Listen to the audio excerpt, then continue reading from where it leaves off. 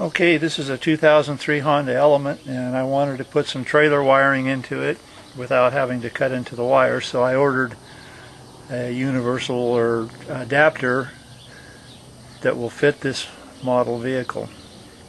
And so I'm going to see if I can get this thing put in here according to the directions. It said it only takes 10 minutes. The company that I bought this from online, this is the connector that they sent me, and you can also download instructions for different model vehicles, and of course they have different model connectors as well. Like I said, this is for a Honda 2003 Element. First thing that I'm going to do is open this up, take the little rubber band off.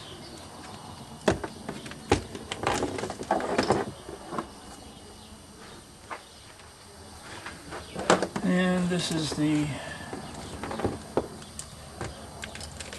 part that will go to the trailer, and this is the part that connects to my existing wiring.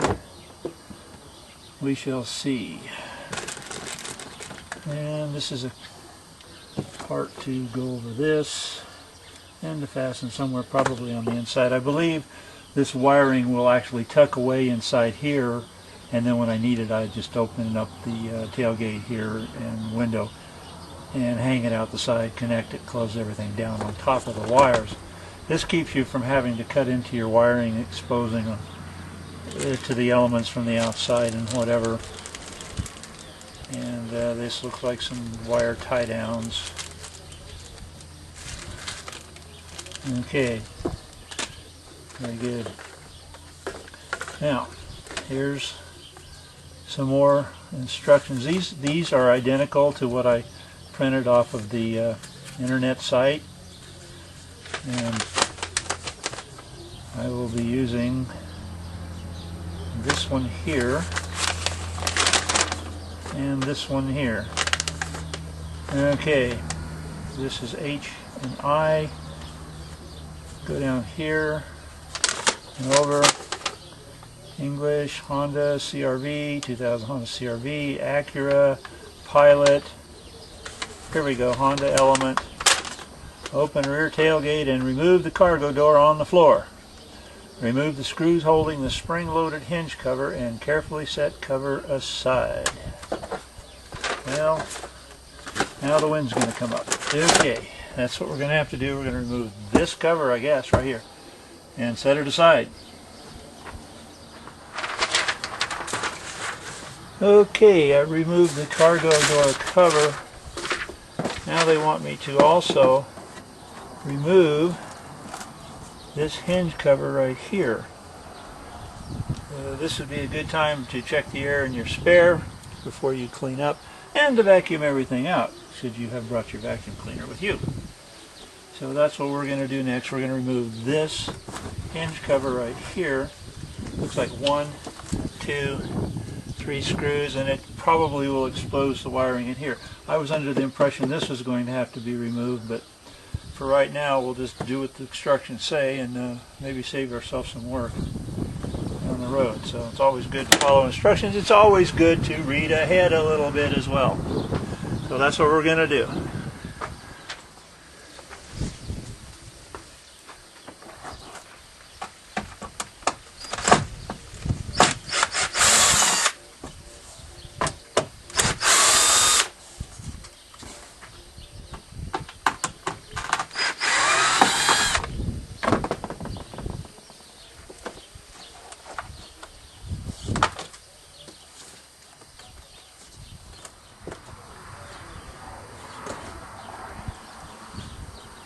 It looks as though there's some snaps or some extra screws.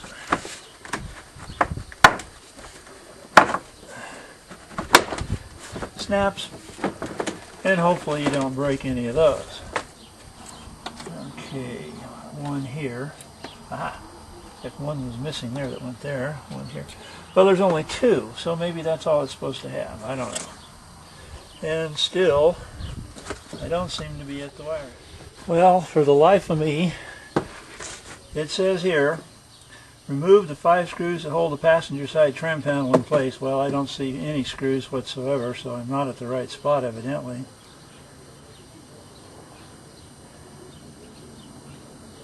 Carefully remove 3 plastic clips that hold the passenger side trim panel to the floor. I see 2 clips, and of course the seat belt buckle up there is holding it too, looks like. Remove the 5 screws. I already read that. Remove the cargo net bracket and carefully pull back trim panel, being careful not to break any tabs or clips. Yeah, I hope not. So I do have the Honda service manual right here, and I'm going to see if it'll tell me how to remove this panel. According to what I'm reading here in the shop manual, it says there's trailer lighting connector 1 and trailer lighting connector 2 behind the right taillight. And there's also a connector supposed to be behind the left one, but it shows the picture here on the right taillight. So now I'm going to see about how hard it is to take the light taillight out. Then I'll get back. Manual says to remove 2 mounting bolts from the taillight. So we will see what happens here.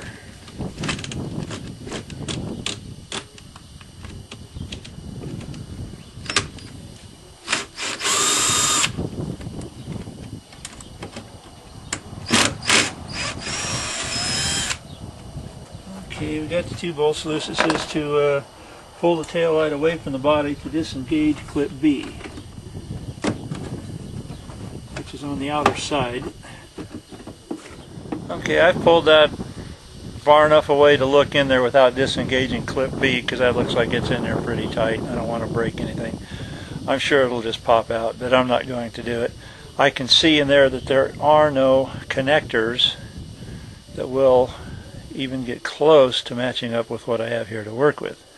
So now I am back to trying to remove that panel, and I am going to just have to look at it some more. Okay, since we couldn't see anything here, we definitely have to get behind this panel here, which is a pretty large panel. According to the manual, you got to remove the seat and blah blah blah and everything.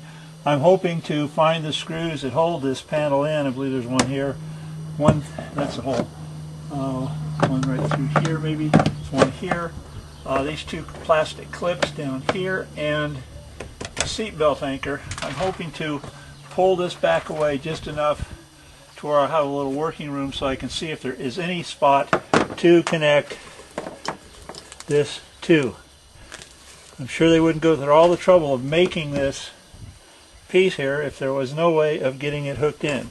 So that's what I'm going to do. I'm going to go ahead and sort of explore my way through here very delicately. These clips right here are plastic, they go right in here. And so far I am not destroying anything, which is good. Okay, I'm still working on it. Evidently I've got to take this whole panel off. It's just a matter of a few nuts and screws and removing the seat, which is real easy to do. And you get to look at the little shock off to the left and how easy it would be to replace. It has its own cover. This panel at the top actually slides underneath the 2 pillars, and once you get the screws loose, it'll pull out probably from the bottom and then come loose from the pillars. You can almost move the camera.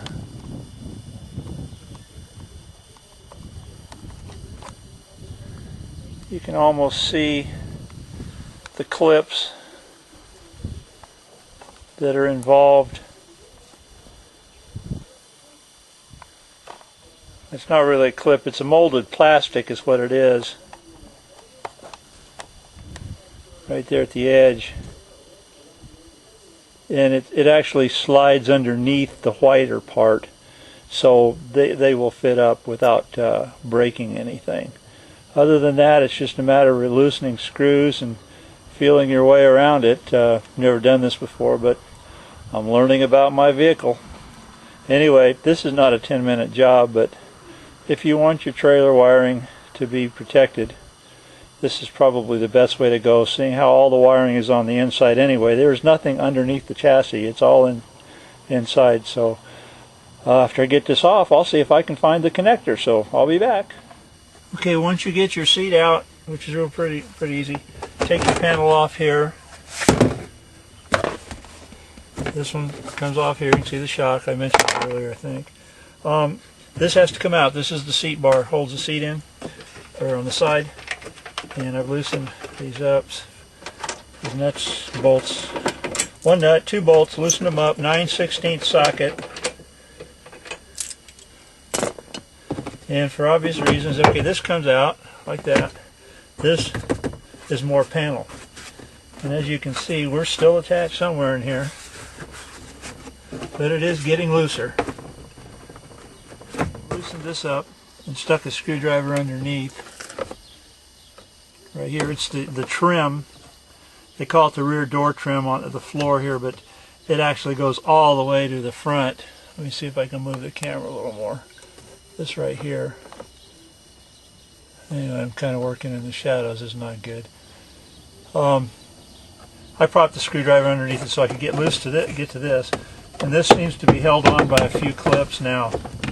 I'm going to move the camera again, and you can see we're getting somewhere. But I'm going to go back to the back and see if I've missed a screw or something like that that's holding it. Then I should have this off. Okay, it is loose, and it doesn't have to come loose from the trim to my right up here to the roof. I've got it loose enough now where I can see in the back, and I'll show you what that looks like. There are some connectors back there, so it looks like we're going to be able to get this job completed. Okay, here is the panel. It is loose. It's just hanging there. A little insulation there. Okay, and right there, the lower part of the screen, are 2 connectors right here, and another big one right here. Okay, I'm routing it. This cable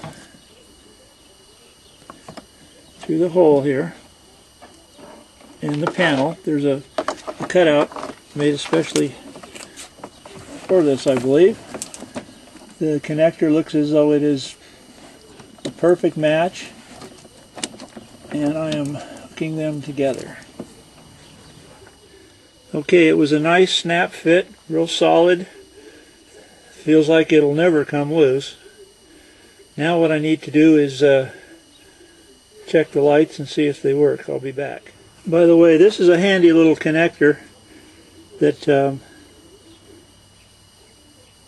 that I use to check my trailer wiring with, and you basically just plug it in and it'll flash the proper LED light for left turn, right turn, and tail lights if they're working. Here's the tester actually in action. The left turn signal is on now, and that is what is flashing. I don't know if you can still see it up there or not. Yeah. Gotta have some fun for it. I'll put it down there. And there's the right turn signal.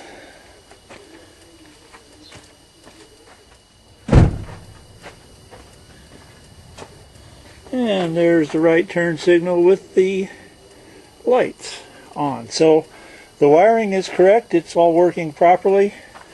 Now I have to put everything back together pretty much in the reverse that I took it. Okay, it comes with some double-sided tape. Sticks on real nice. Enough length to go out the window and connect to the trailer harness. I gotta go. The battery is running low. The instructions were less than accurate. And those are words that I didn't want to use. The job went back together just like it came apart. It actually went back together a lot easier. If you don't pull it completely off, leave it hanging there a little bit, works much better. And that's it for now.